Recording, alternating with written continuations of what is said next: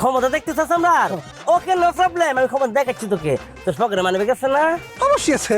দেখতে আছে কিনা হে কি কো পাগলে, হাই হাই, এই যে মানি ব্যাগ, এই যে মানি ব্যাগ।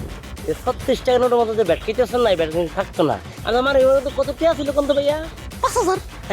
সারাটা উল্টে দেখেন তো টিয়াটা আছে কিনা আরে টাকা থাকবো না কি লিগা, অবশ্যই আছে।